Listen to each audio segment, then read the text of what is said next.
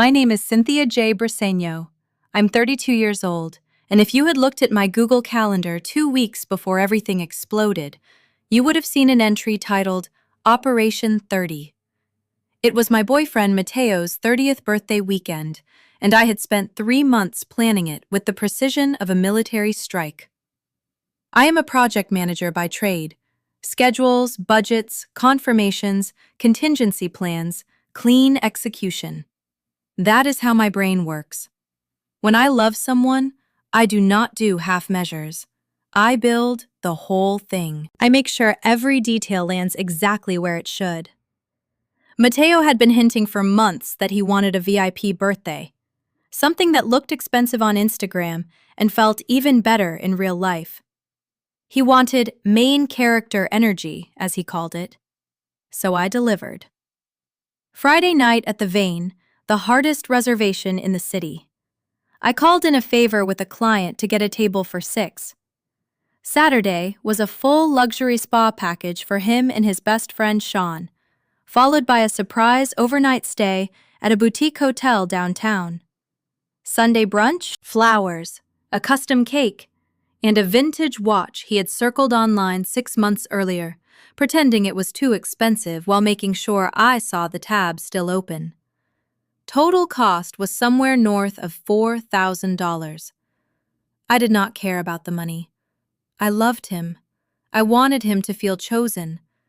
But while I was securing reservations, Mateo was securing an emotional connection with Gia. Gia was the work wife. It started small, like these things always do. 6 months ago, she was just the new woman in marketing who did not know how to use Excel.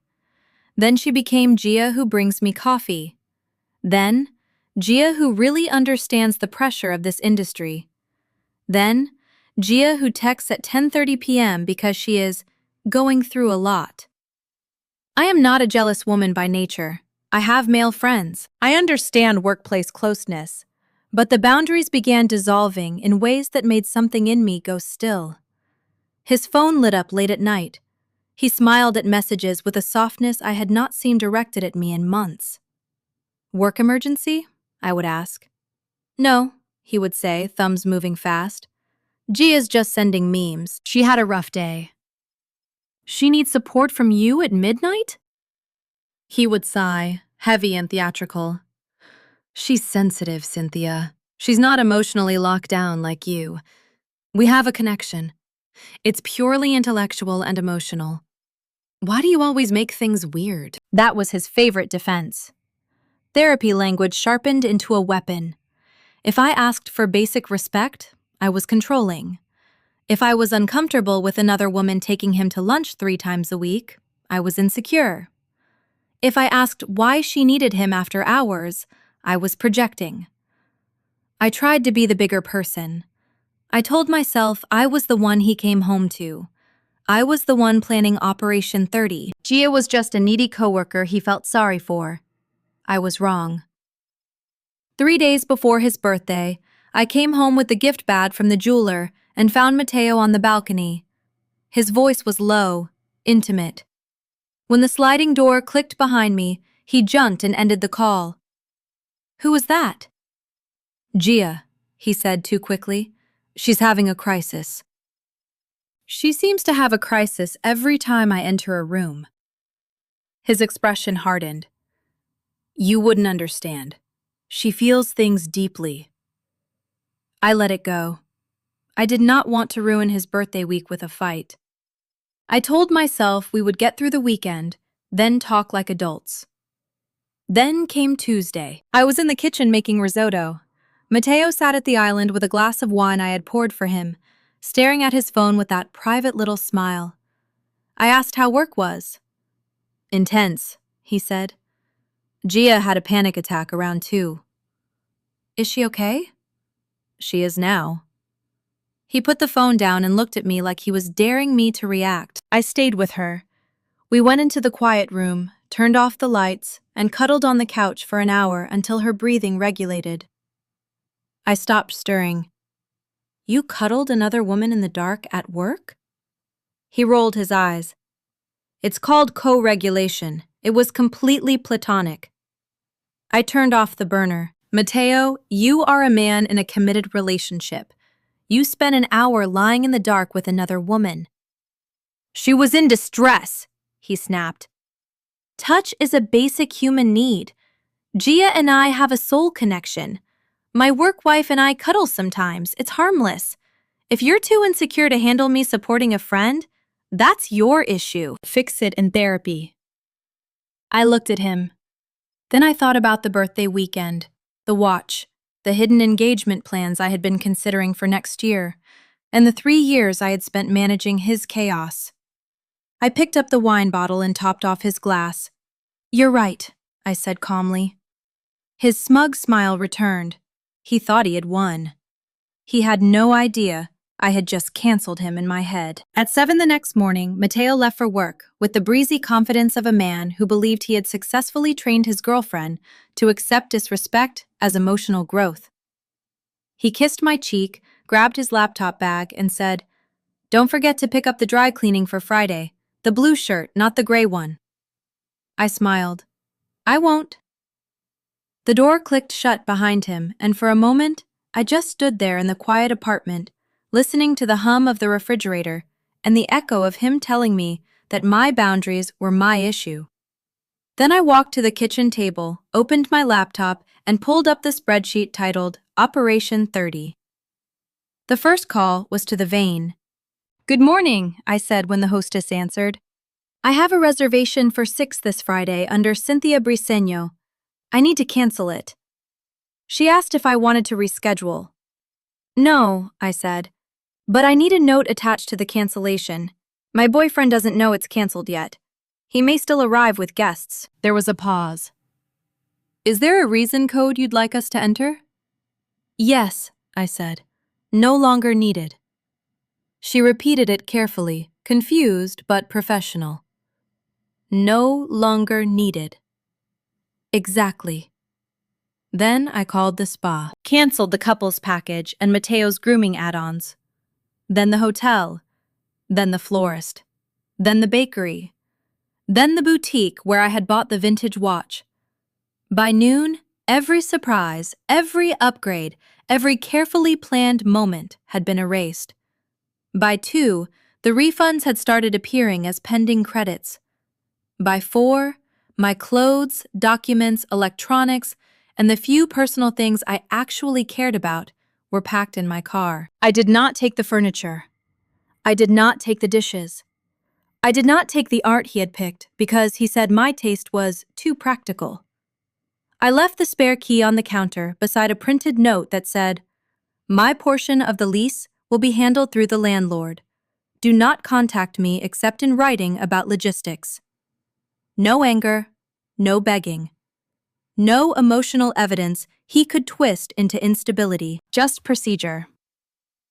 Friday afternoon, I checked into a corporate suite hotel across the city.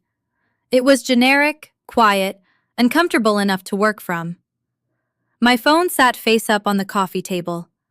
I had not blocked Mateo yet. I needed confirmation that the message had landed. At 4:07 p.m., he texted, "Leaving work soon, going to Sean's to get ready. Bring the navy tie I like, the one that matches my jacket. See you at 7:30. Love you." The audacity was almost beautiful. Less than 3 days earlier, he had told me his intimacy with Gia was my psychological defect. Now he expected me to deliver accessories. I did not reply. At 6:03, another text. "Hey, are you on your way? Traffic is insane." I took a sip of bourbon and kept watching a documentary about deep-sea shipwrecks. At 7:16, the group chat lit up. Sean sent a selfie from the Uber. Mateo in a black jacket I bought him, grinning between 3 friends, looking like a king on his way to tribute. "Birthday king en route. Cynthia, where are you? We're thirsty." At 7:29, Mateo texted, "We're at the bar. Hostess says the table isn't ready. I thought you pulled strings." I leaned forward. The show had started. At 7:36, "Cynthia, where are you?" At 7:39, Sean texted, "You need to get here. Mateo is getting stressed." At 7:41, missed call. Then another. Then another. I pictured it perfectly. The low jazz, the clinking silverware, the hostess checking the screen, Mateo's smile tightening while his friend shifted behind him in expensive shoes. Then came the detonation. At 7:45, Mateo texted, "What the hell, Cynthia?" At 7:46, they said you canceled. At 7:47, they said the reason is no longer needed. Are you insane? Everyone is staring. My phone vibrated continuously after that. I let every call go to voicemail. The brutality of the note was exactly what I wanted. Not sick, not emergency, not rescheduled. No longer needed. A relationship reduced to a service I had discontinued. At 8:02, his voicemail transcribed over the noise of traffic. "Cynthia, pick up. We're outside. They wouldn't seat us. Sean had to pay for drinks, and it was embarrassing. You can't do this to me on my birthday. I'm coming home. We need to talk." He still thought this was a fight. At 8:31, "I'm at the apartment. Where is your stuff?" At 8:36, "You moved out? Over a cuddle? This is psychotic." At 8:42, "Please come back. I'm scared. I don't want to be alone tonight." At 8:47, "Gia is just a friend. I'll block her if that's what you want." But Gia was never the real problem. The problem was that Mateo looked at my pain and called it insecurity.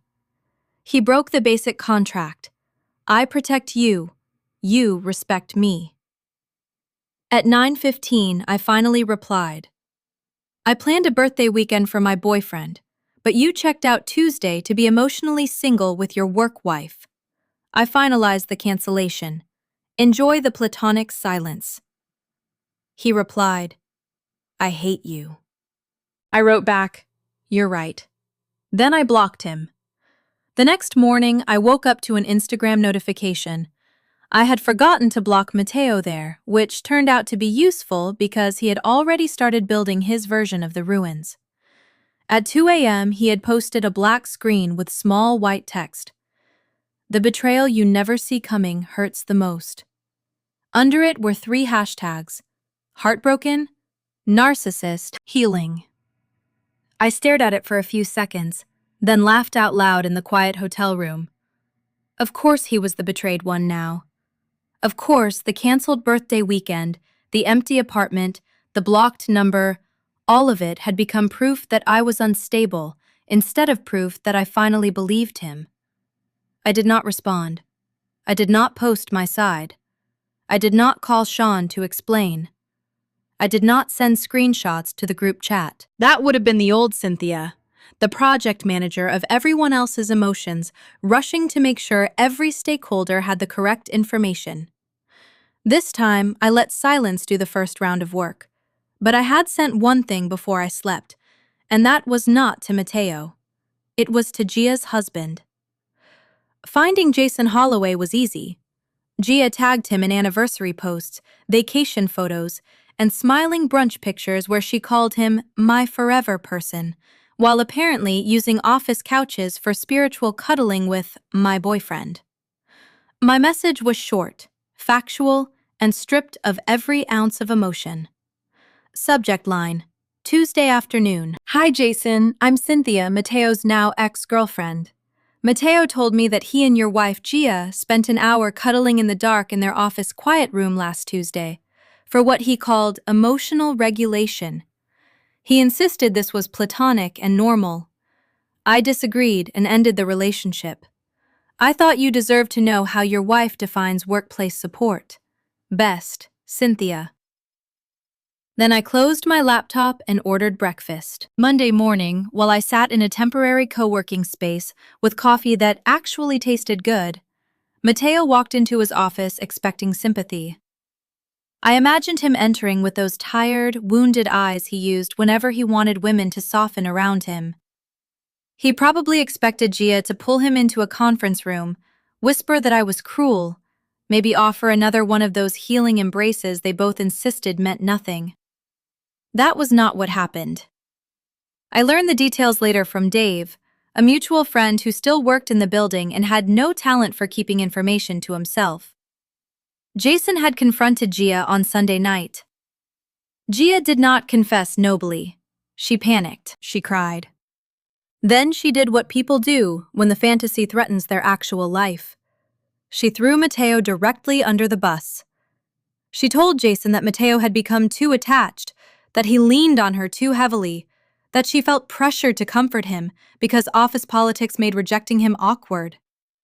She said the quiet room incident had been uncomfortable for her too, but she had not known how to stop it without causing workplace drama. By Monday morning, Gia had already gone to HR. Mateo was not greeted by his work wife. He was greeted by a meeting invite from Human Resources marked mandatory and confidential. He walked in expecting maybe gossip control. He walked out, pale, shaking, and placed on administrative leave pending an investigation into inappropriate workplace conduct and creating a hostile environment. At 1:17 p.m., he found a way around the block by using his corporate email. Subject line: "You ruined my life. Are you happy? Gia won't speak to me. Jason called me disgusting. HR escorted me out of the building like I was some predator. You didn't just break up with me. You destroyed my reputation. I lost my girlfriend, my best friend, and probably my job in 48 hours. How could you be this vindictive? I thought you loved me." I read it once. Then I moved it to trash. The old me would have explained. I would have said I did not make Gia lie. I did not make him cuddle another woman in the dark. I did not make him tell me my pain was insecurity. I did not make him build a relationship unstable enough to collapse under one factual email. But explanations are wasted on people who only understand consequences when they are hurting from them. The fallout moved fast. Sean texted from another number, saying Mateo was spiraling and that I should at least show compassion. I blocked him. Jen posted something vague about men's mental health and women who punish vulnerability. I muted her. Gia deleted her Instagram for 3 days, then returned with a quote about boundaries. That one almost impressed me.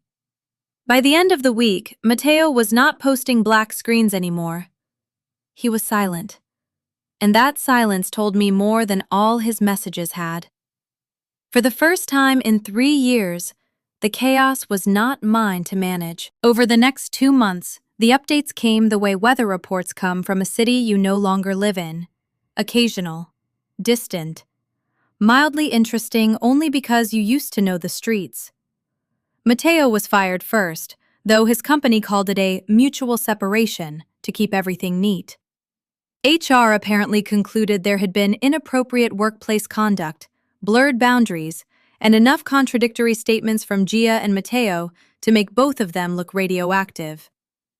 Gia kept her job after agreeing to transfer departments. Mateo did not. That detail told me everything I needed to know about how deep their soul connection went once paperwork entered the room. His friends backed away next.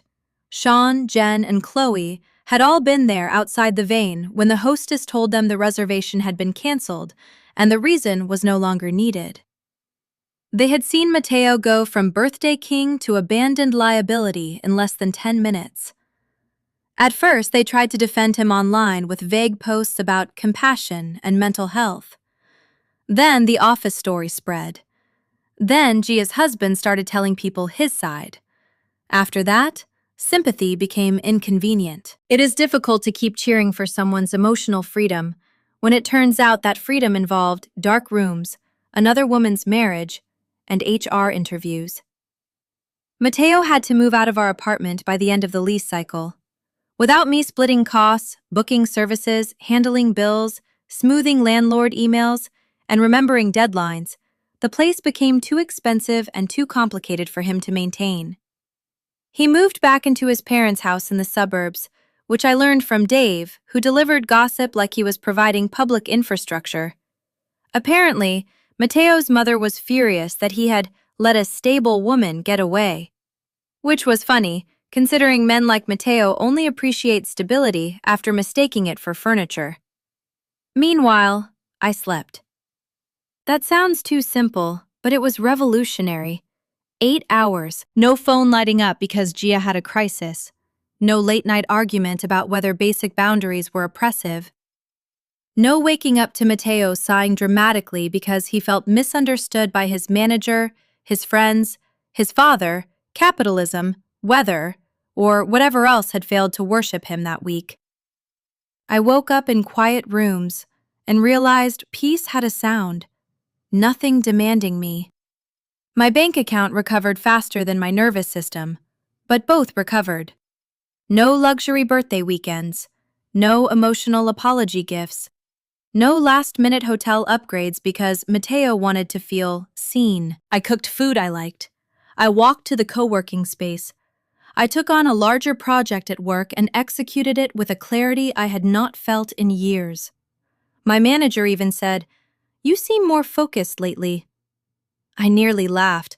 I was not more focused. I was no longer managing an adult man like an unstable client account. I met Daniel at a friend's dinner 6 weeks after the breakup. He was a nurse, calm in the way people become calm when they have seen real emergencies and know most drama is optional. On our third date, he said, "I value direct communication. I don't do triangles." I almost dropped my fork. After 3 years of Mateo turning every conversation into a group project with Gia, therapy TikTok, or his friends as witnesses, hearing a man say something direct felt like fresh air after smoke. We moved slowly. Coffee, dinner, a walk by the river. No declarations, no promises dressed as performance. When I told him the broad version of what happened, he did not tell me I should have been more understanding. He said, "You were right to leave when respect left first." I did not realize how badly I needed someone to say that without asking me to prove it. Mateo, meanwhile, tried to re-enter through cracks he thought still existed. He emailed once from a new account, saying he hoped I was healing from my reaction. I deleted it. He sent a message through Sean saying he wanted closure. I ignored it.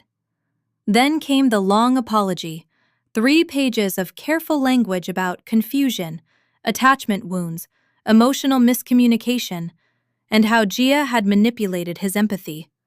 The word sorry appeared once. The word lonely appeared 9 times. That was when I understood what he missed. Not me, not Cynthia, not the woman who planned his birthday, built his weekends, remembered his dry cleaning, paid attention to his moods, and held the center while he orbited whichever woman made him feel most interesting. He missed the structure, the logistics, the safe landing pad, the person who made his chaos look like a life. He did not want me back. He wanted his operations manager, and I had resigned. 5 months later, I ran into Mateo at a coffee shop near my new apartment. It was the kind of place he used to mock because the chairs did not match and the menu was handwritten on a chalkboard. I liked it because nobody performed there. People came in tired, ordered coffee, opened laptops, read books, stared out windows, and existed without needing to look cinematic. I was waiting for a pour-over when I heard my name. "Cynthia?" I turned. Mateo stood near the door in a blazer that looked slightly too large and a shirt that had not been steamed properly. The main character glow he used to carry was gone. His hair was longer, his face thinner, his eyes restless in a way that made him look like he was constantly searching for an exit. He looked at my coat, my calm expression, the phone in my hand, and I saw the calculation happen before the emotion. "Hi, Mateo," I said. His mouth moved into something that wanted to be a smile. "You look good." "I am good." That seemed to land harder than any insult would have. He stepped closer, clutching his coffee like it was keeping him upright. "I didn't know you lived around here now." "I do." "I heard you're seeing someone." "I am." His face tightened, then softened into the version of sadness he thought worked best on me. I miss you, Cynthia. I did not answer. He swallowed. I know I messed up. I know I hurt you. But the punishment didn't fit the crime. I lost everything. My job, the apartment, most of my friends. Gia won't even talk to me now unless there's an HR witness copied somewhere. He let out a broken laugh that did not become humor. She used me. I see that now. She needed attention, and I was stupid enough to think it meant something. You thought it meant a soul connection. He flinched. I was confused, he said quickly. I was overwhelmed. She made me feel needed. And I didn't? His eyes filled. You were always so capable. You never needed me the way she did. There it was. The truth, finally wearing no costume. He had mistaken my stability for emptiness, my loyalty for dullness, my competence for lack of feeling. Gia needed him loudly, so he called it depth. I held his life together quietly, so he called it control. Mateo, I said, you did not want a partner. You wanted an audience with benefits. He looked around, embarrassed, because people were starting to notice the tension. Can we just sit down? Please, 10 minutes. We had 3 years. Doesn't that mean anything? The barista called someone else's name. Steam hissed behind the counter. Outside, autumn light moved across the pavement like nothing dramatic was happening at all. The old Cynthia would have said yes. She would have chosen a corner table, listened carefully, softened the edges of his consequences, translated his selfishness into pain, because that was easier than admitting the man she loved had chosen another woman's neediness over her dignity. But that woman had canceled the reservation and left. Do you remember what you told me in the kitchen? I asked. His eyes dropped. You said if I didn't understand your needs, that was my issue. I was angry. No, I said gently. You were comfortable. That was the difference. You were comfortable telling me my pain was insecurity because you believed I would stay and organize myself around it. A tear slipped down his cheek. I'm sorry. I believe you're sorry now, but not because you understand love. You understand loss. Those are not the same thing. His lips parted, but no words came. I stepped a little closer, keeping my voice low so it belonged only to us. You didn't lose everything, Mateo. You lost the things you didn't appreciate. You lost the apartment because you treated it like background scenery. You lost the birthday weekend because you treated me like staff. You lost Gia because she protected herself the second your fantasy became inconvenient. And you lost me because I finally realized I was never your partner. Cynthia, please. I was your logistics manager. And I resigned. The barista called my name. Cynthia. I turned, picked up my coffee, and when I looked back, Mateo was standing exactly where I had left him, holding all the words he should have found months earlier. I loved you, he whispered. I know you loved what I made possible, I said. But I don't think you ever understood me enough to love me. Then I walked past him and out into the crisp air. Daniel was coming over that night. We were cooking dinner together. No reservations, no surprise itineraries, no luxury performance. No one turning intimacy with another person into a vocabulary lesson. Just groceries, music, direct communication, and peace. My phone stayed quiet. No more crisis calls. No more group chats. No more women named Gia needing comfort in the dark. No more men named Mateo calling disrespect a spiritual connection. Service was no longer needed, and for the first time in years, neither was I.